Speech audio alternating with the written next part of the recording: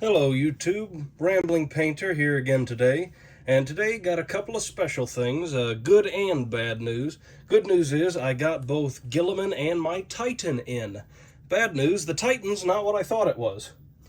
I was led to believe from my own, shall we say, studies and trying to figure out kind of relative sizes and my own misreading of the actual website, the Titan I purchased was not 22 inches tall, it's about 12, it's about the size of a knight. Because the one I bought was from Games Workshop, and the one everybody was talking about, despite my attempts to specify the Games Workshop version, people of course were talking about the Forge World the Forge World Titans, which are a vast price difference and size difference to the one I purchased. So that's the bad news. Good news is I got Gilliman and the Titan, and today I'm building Reboot Gilliman. So today I wanted to make a little video sort of talking about a good facet that a lot of these tabletop games tend to have. Things like Warhammer, Dungeons and Dragons, World of Darkness, and that is what a lot of people tend to call them, homebrews. Now, I don't know much about World of Darkness and their homebrews, but generally speaking, what are homebrews? Well, they are homebrewed concepts, so your own personal make and design of things. So, shall we say, my Mechanicus, for example, a pretty good example. I'm terribly sorry, a lot of this is like one of the first groups I painted. There is a lot less detail on these than I put in most of my other ones, and I'm terribly sorry again about the focusing issues. I was able to get better lighting in a better position, so it's not focusing as bad. But my Mechanicus are homebrew. They're a color style that is not sanctioned, is probably not the right word, but they're not designed by the actual creators of Warhammer. Games Workshop did not design the color patterns for my build.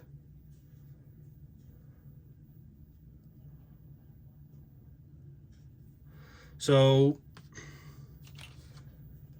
that's pretty much what homebrews are. They're what you create. They're your creations, your designs that you build and add into the game. Now, what I want to talk about with them today is kind of what might be a bit of a pesky topic for some. I kind of want to have a small talk about the pluses and minuses of homebrews. Where are they good? Where are they bad? Wow, I am really struggling to follow this piece here. I can't really figure out where it goes. Wow, I feel like a fool right now. I feel like I'm doing something very wrong, and I am unsure as to how and why. Did I finally get it? I finally got it. Ah, that's how it goes. Okay, a bit of a fool. Bit of a fool's moment here. Got it figured out now. Now, with homebrews, they are a big part to a lot of these games. In fact, homebrews used to be the lifeblood, shall we say, of these games, because that was the whole point. It got people into the game because they got to make their own stuff. Their characters were their characters, and all this, that, and the other good stuff, bad stuff. All this good stuff of creativity and design, and I still believe they are. However, my issue with homebrews stems not from homebrews themselves being bad, but kind of the pattern that is necessary to form homebrews. So, much to the same of the question with Warhammer and, 3D printed models. Are they good? Are they bad? What's the problems with them? I think 3D printed models are a good thing, from the overall creative standpoint of Warhammer 40k. Because 3D printed models can allow you things you couldn't have before. For instance, let's say I wanted to design a special weapon for my models, and I'm not good enough with green stuff, or it would take too much of it to properly apply to design said weapon and all this and all that stuff. I can sit here and I can pay somebody for a 3D model. I have to obviously provide them the right information. They can make it for me, I can paint it, and I have my unique design. It's great for creativity. It's great for the expansion of what people themselves can make and bringing people into the game, because after all, when you can make your own stuff, the story doesn't end. Because when you make your own stories, you decide where it ends. You decide where it stops. Now, my issue with homebrews comparative to 3D models, where 3D models, I believe, can be used for unique design setups. For instance, I can pay for a 3D model of the Space Marine, and I can decide, hey, I want it in a very unique pose that no other Space Marine model has. So I'm doing this not because, oh, I just don't want to pay all that money, but because I want a unique design that Games Workshop doesn't offer me. Some would still call it cheap. Some would still say you shouldn't do it because it devalues the company's work. I argue the opposite. I argue the fact that it helps build it, because that just means if I buy, let's say, not a whole army. A whole army, yes, I understand the issues with whole armies, especially with tournaments and stuff like that, because you have people who've paid and done the work in building and doing all that for their armies at greater cost, and then you have people coming in with 3D printed, sometimes very poorly 3D printed, and they're playing the game and getting all this stuff. I like 3D printed models, I like the concept, but only if it's done right. If you show respect to it, I think you're perfectly fine. If you don't, then I think you're a bit of a problem. Now, what do I mean by that? Clean up the models, please. Same thing goes, if you do a lot of bad cuts, or you get a lot of, or the lines are really heavy in certain parts, take the time, take the care, clean them up just a little, especially if you want it to be presentable. Now, if you don't care about presentation, if you're there just to play with friends and stuff like that, well, who cares? Who cares if you're just there to play with friends, or even just casually playing with other people? Generally, nobody's going to care. It's when you're going into competitive scenes and other stuff, that's when people generally care about that.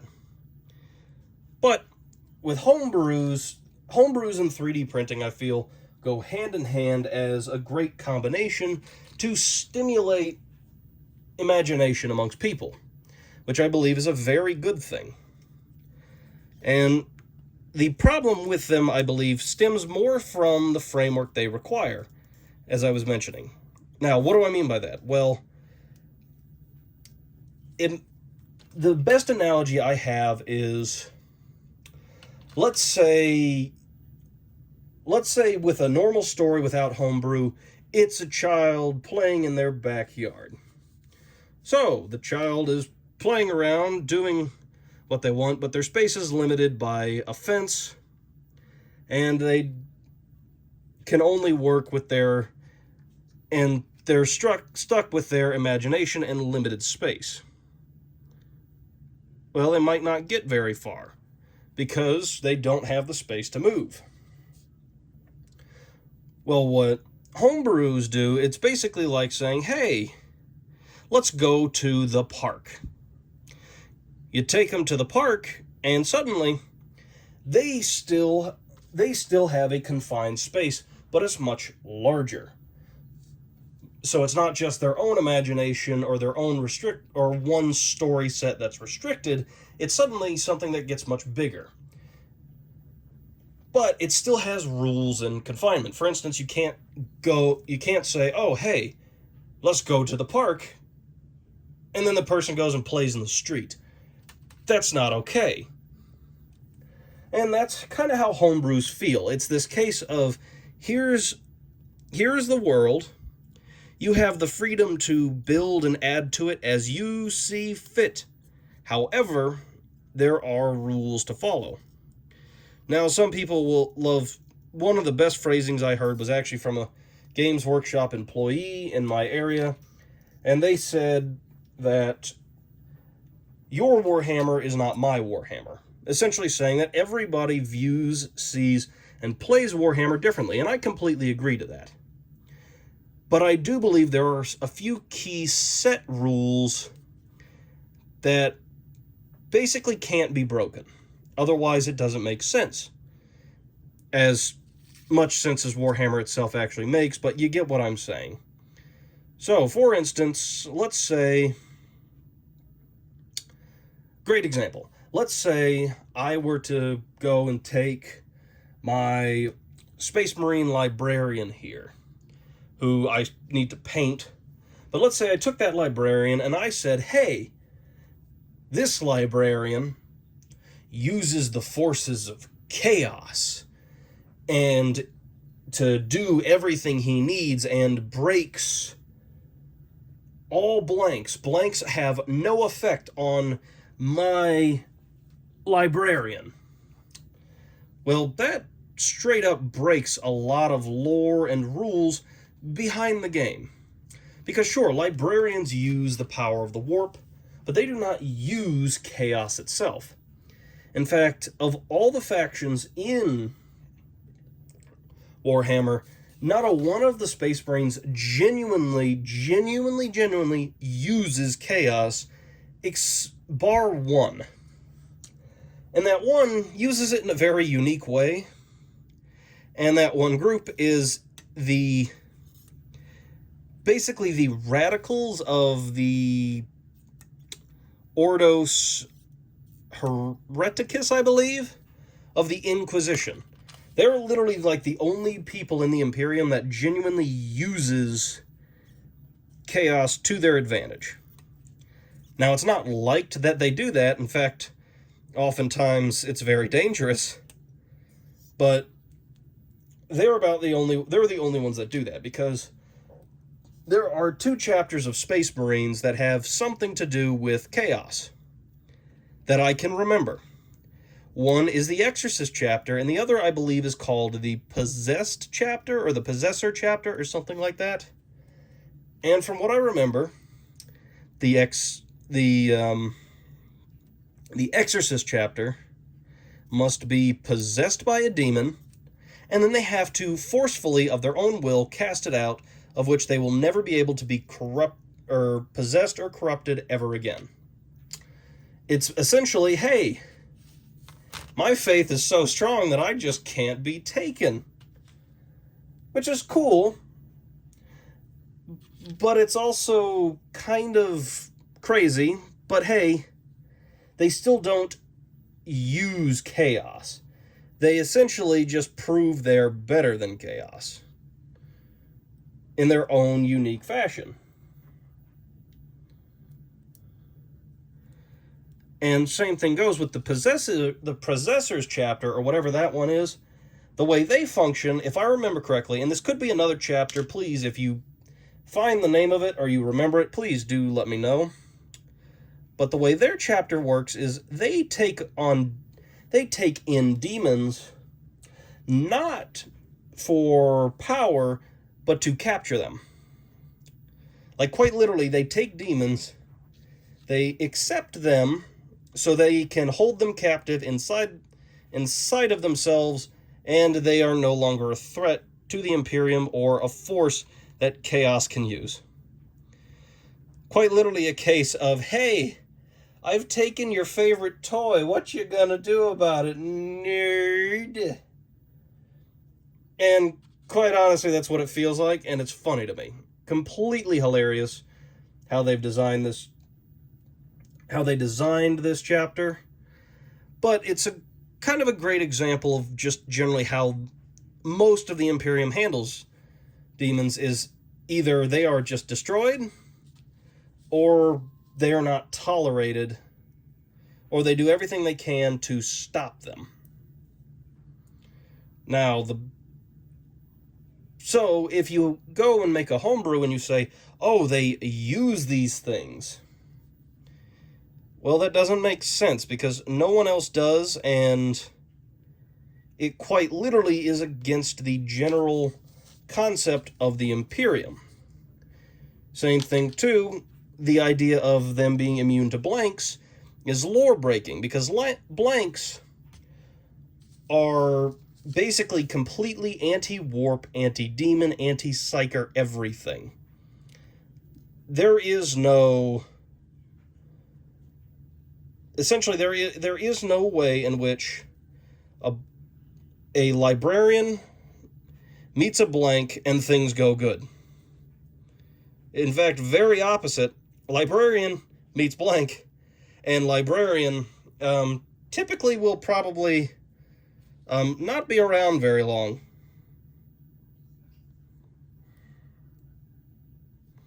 Now, all things said and done,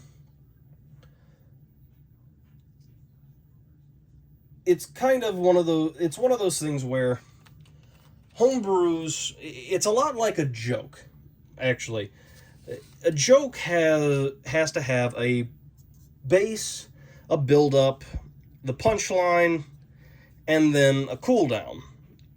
So you have to have a base to build off of for your homebrew, and that's generally the story that your game that you're homebrewing is about. So for D&D, you have your basic logic and rules of D&D. For Warhammer, you have any of the codexes. And then for World of Darkness, you have their lore books and rule books. And then from there, you have your base, and so you have to build. You have to build your substance. For instance, and I'll give a good example of my own when I finally do my video on my homebrew for the Mechanicus. For my Mechanicus, and the idea for a homebrew Space Marines chapter I have, which I'll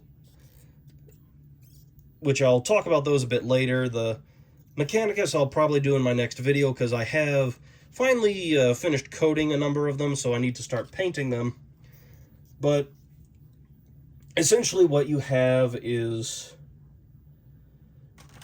you have to have the base.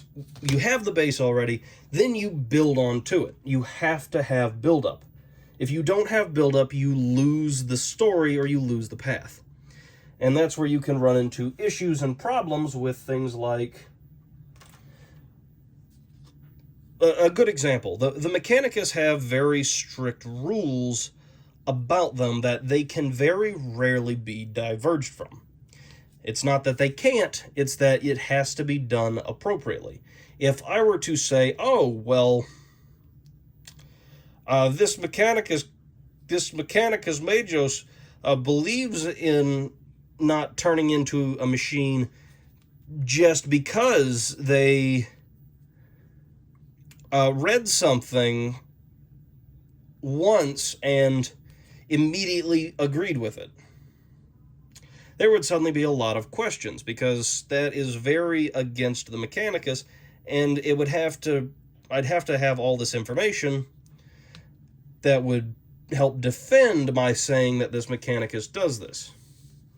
However, if I were to say, in fact, actually, an interesting example, I believe there is a homebrew chapter I remember hearing about for the Mechanicus that is rather fascinating in design.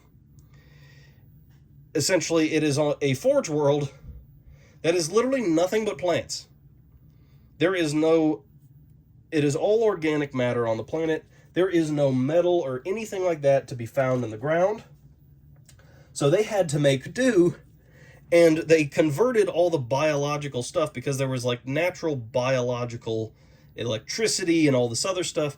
They created their Skitarii, their tech priests, tech marines. They made everything Mechanicus out of this biological stuff because it was all, they were able to create it as if it were metal, despite the fact that it is all like biological wooden stuff. That doesn't break the Mechanicus rules, because the idea is they still converted it in a fashion into being machines. They still follow the basic dogmas. They just had to do it in a way that is abnormal.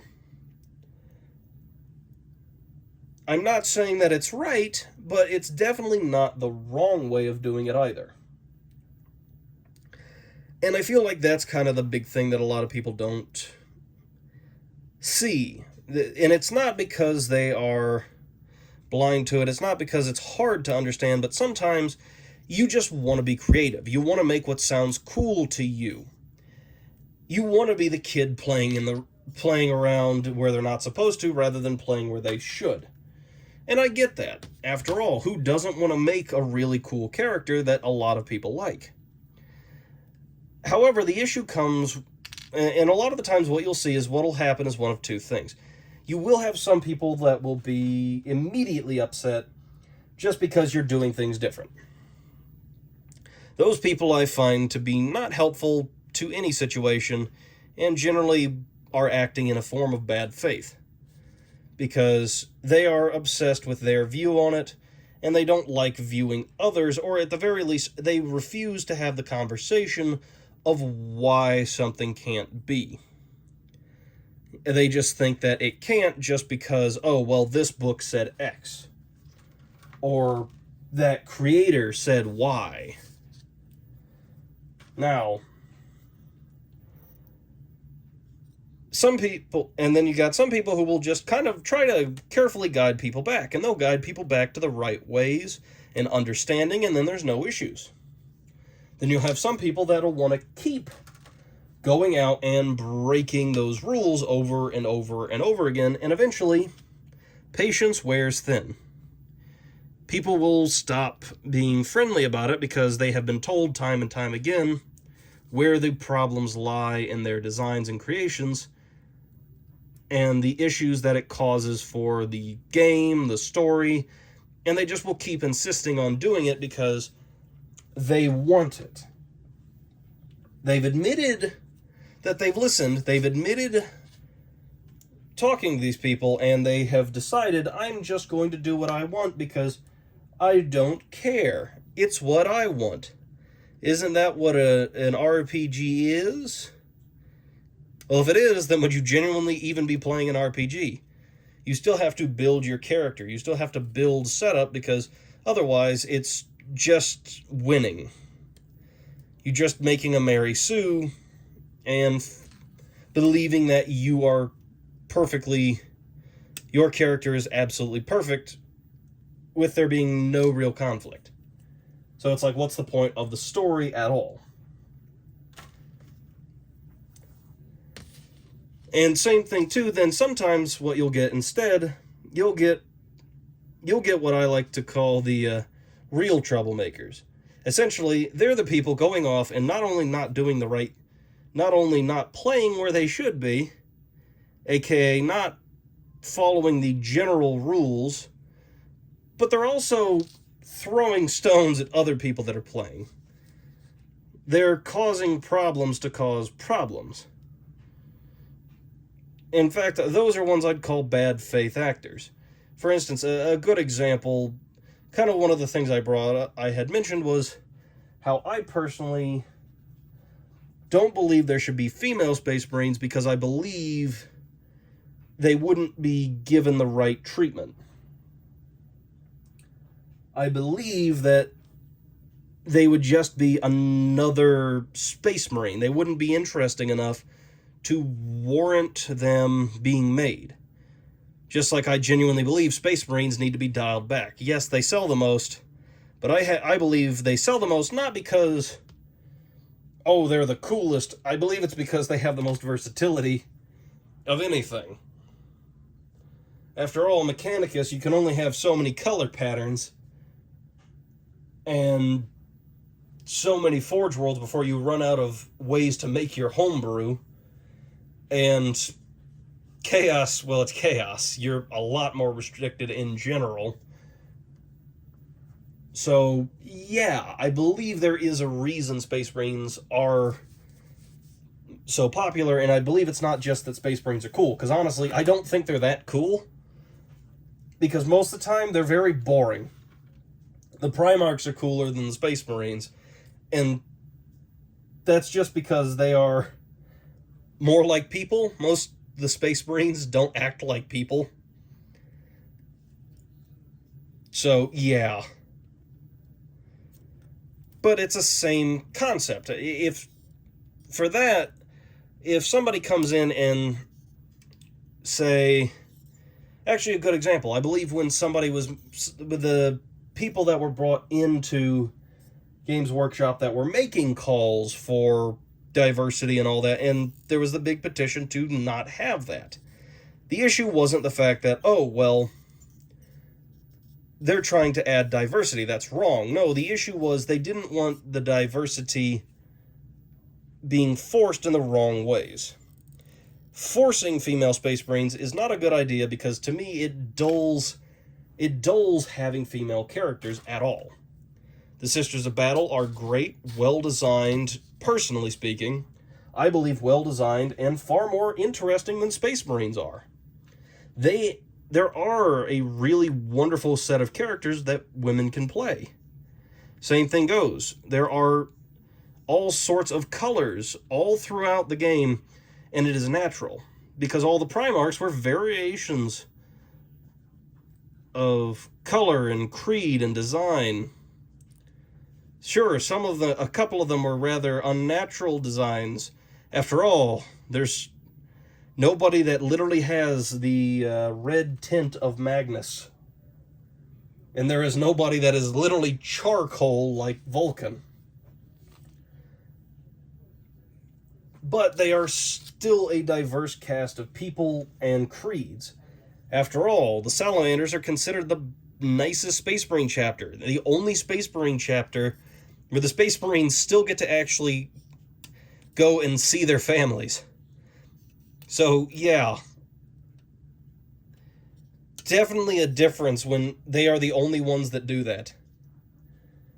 But it shows a diversity, and it doesn't feel forced. Even if it is among Space Marines, who, as I said, I believe are some of the most uninteresting, at least there is a diversity, and it feels natural. Because unnatural diversity does not help people. And same thing goes with homebrews. Unnatural homebrews don't help a community. If I make a homebrew and I make it spitting in the face of other people or other processes or thoughts, I am a bad example on the community. I'm a bad faith actor for the community. If I make my homebrew specifically on the case of mocking others and calling them horrible things, or trying to push a stereotype to the game just to say that people are a certain way, then I'm not acting in good faith, and I'm just hurting people. And those are the people that are throwing stones at other people just trying to play. And they're the ones that get violent reactions despite, first offenses.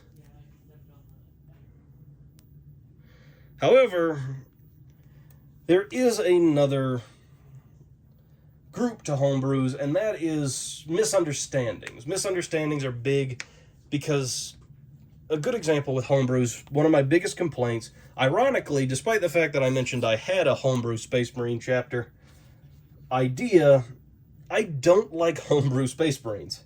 Now, that might sound strange. Well, what do you mean? Why don't you like homebrew Space Marines?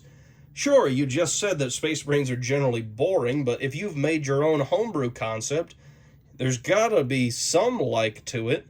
Yes, but the reason I don't like homebrew Space Marines actually has to do with the actual lore of Space Marines. Space Marines are supposed to be exceedingly finite. There is only so much gene seed available to create Space Marines. And Homebrews just kind of spit in the face of that and just say, more Space Marines because Space Marines. So it feels like this case of, hey, you're free to do this. It doesn't make sense, but you're free to do it.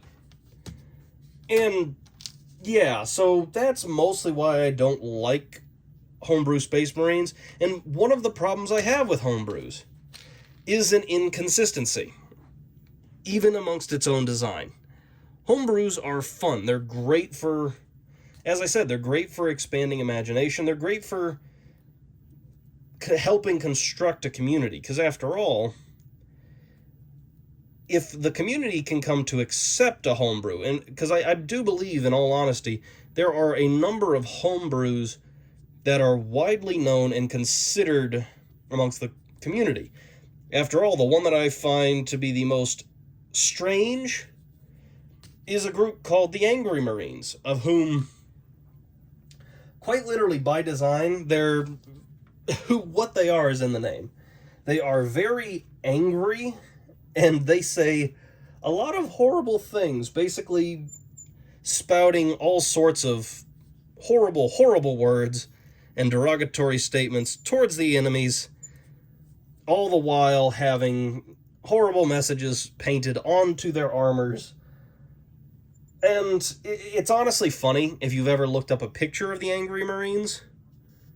They are a funny homebrew chapter, and they're entirely a joke. But it's a joke people find funny because it's so absurd as an idea. But it works because of its absurdity. Same thing, too. There is so much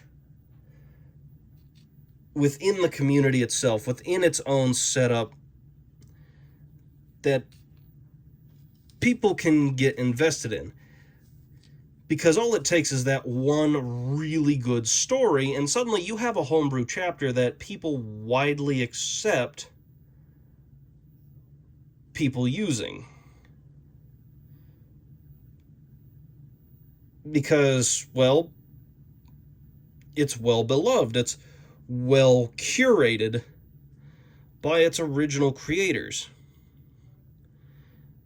Because sometimes that's all you need. Sometimes all you need is something to be well designed and well cared for. Sorry about being off camera there. This was being a real pain in the rear end.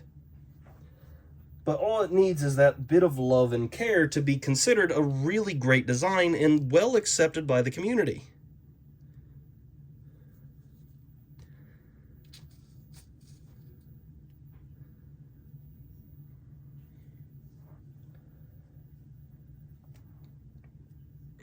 Because to me, that's the thing. A well-designed homebrew can be the best thing to build a community. A poorly designed one can be the best way to just cause problems. It's why I say they're good and bad. They're good because they can help a community grow. They're good because they help people think, but the issues they can cause just by their own constraints, their own confusions, can be problematic in their own design. Now, I do highly recommend, look into some homebrews, look into some of your own designs, think through it, and especially if you're wanting to get into 40K or anything like that, don't be afraid to start by learning one group and making your own homebrew first. I know that might sound intimidating, and some veterans are probably saying, that's the worst idea. Well, that's how I got into this. I chose the Mechanicus because I liked their lore. I saw all of them. I was like, I want something unique. I don't really want to sit here and just match everybody else. And so I made my homebrew. I came up with my lore. I decided on my color scheme. And I built it. I built them and I started painting them. They were my first painting projects, my first building projects. Are they good? No, because I did not have near as much skill or talent as I have been able to put in with the others, and I just kind of did it to do it. Now I'm going to take extra care with the ones I've got now to make sure I give it the appropriate love that I want, because I put a lot of thought into my homebrew. So I want to put a lot of thought and love and care into my actual models, which you should want to anyways, but especially if you put that much time and effort into creating a homebrew, you'll definitely want to take care because it's your creation. Now, all in all, like I said, homebrews are good and bad. They have their ups, their downs.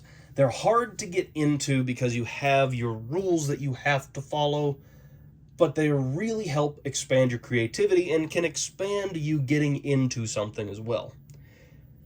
So I highly recommend, to really work with that, I do recommend get into some small hobby, be it Warhammer, D&D, any of these kinds of tabletop games, just because even if you don't buy anything other than a rule book can be really helpful for you to start thinking, expand things, talk to the communities. After all, I was not one for D&D. Then I started watching, I believe it was D&D Dad and his weekly monster videos. And one of the things that he brought up, I don't remember if I talked about this in another video or not, but one of the things he brought up is a character that's called a chocolate golem. It's a monster. Well, the way the chocolate golem works is that it's all dictated by the mold. The mold of the monster is what makes it what it is. And I came up with the concept of a confectionery wizard a wizard that wanted to be a confectionist, so somebody that makes candies, chocolate, stuff like that, who wanted to be the best ever in the kingdom, and his magnum opus was going to be a chocolate golem dragon. And as I put forth when I posted the comment, what I said was, oh hey, it could be and then it's either a case of, oh, help the wizard get the stuff to make this dragon, stop other people from stopping the wizard from making it, stop the wizard yourself, or everything goes crazy, dragon breaks free, and you fight the dragon. There are so many choices and paths you can go with D&D off of the weirdest and funniest things. And you don't even have to play. I don't play, and I came up with that as a concept. In fact, even he reposted and said that's a pretty interesting idea, or something along those lines. I don't fully remember. It's been a while since I've looked at the video. But it's one of those that you can come up with a concept and put your mind to work, and you don't have to be involved. I was not involved in Warhammer 40k. I bought the models. I came up with my own story before I even painted these things. And I'm happy I did, because to me it makes the paint feel that much more important. Because to me, if your character has story, it feels more personal. You want to put the time and effort into it. And that is perfectly reasonable in design. And I really do recommend it. Take your time, look into things, and don't be afraid. Don't be afraid to post your homebrew ideas, things like that. Make sure to read some books, get some feedback from community, because there's no better way to start into something than to work with the community. I was able to get so into all of this, to start all of this, because I was talking to people at my local game preserve, my local Games Workshop store, people on the internet about it. I got involved further into all of this, and I enjoy it so deeply. And same thing goes for any of you. Feel free to go into things. And same thing, if things start getting big, don't be afraid to expand. Don't be afraid to look into 3D printed stuff just because some people say it's bad. Because if it helps you build what you want to build, that's a good thing. Just try to follow the basic rules. Don't break excessive lore issues, and don't make things not make sense. Don't make the bad guy the good guy while still being the bad guy. That I know that's a oxymoron in phrasing, but you get what I mean. Do not fundamentally undermine a concept because, oh, you want it to be X. You can make a homebrew work really well if you build the story properly and you don't undermine it all. You don't undermine the baseline of the game. Same thing, if you feel like you want to, work and try and make your own thing. It's not the easiest. It's not, because building your own, going back to like the playing analogy, to build your own thing, it's like being given a plot of land and told do what you want. It is big, it is powerful, it is terrifying, because at first you go into it saying, oh, hey, blank slate, I can do whatever I want. Then the moment you start thinking, it's like, oh, what now? So I find it much better to start with a baseline, start with something that has lore, and create stuff from there. Now, I'm gonna be finishing Gilliman here off camera. I don't have a lot more to do, but it would probably make this video an hour long if I kept going, and I need to try and keep them below an hour, unless it's something truly important.